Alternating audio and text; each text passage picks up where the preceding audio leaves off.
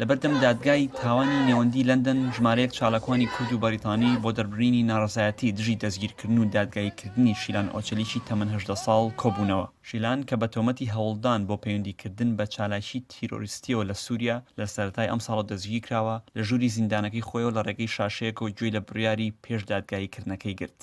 دادوەری کەیسەکە داوای ئازادکردنی شیلانی بە کەفالەت ڕەت کردەوە و بڕیارە مانگی 9 دادگاییەکەی دەست پێ بکات.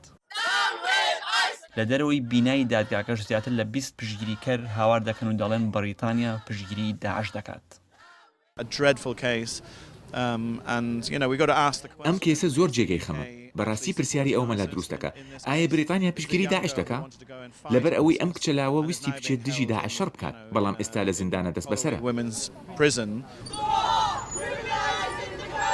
سەرڕایەوەی شیلان هەرگیز گەشتی نەکردەوە بۆ دەرەوەی ئەوروپا، بەڵام لەبەرەوەی هەوڵی داوە بچێتە ڕیزی شەڕڤانانەوە لەوێ ئەو تۆمەتەی خراوەتە پاڵ. هاوڕێکانی شیلانیش ئامادەی ناڕەزایەتیەکە بوون.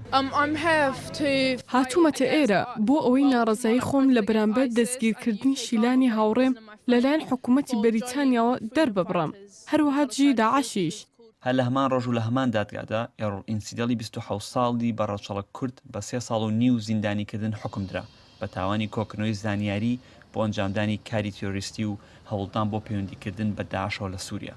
بەپێی یاساکانی بەریتانیا بەشداریکردن لە ململانەی چەکداریدا لە دەرەوەی بەریتانیا دەکرێت تاوان بێت بەپێی یاسای تیرۆر و یاسای تاوان، بەڵام هەر کەیسە و بەپێی بارودۆخی خۆی مامڵەی لەگەڵ دەکرێت.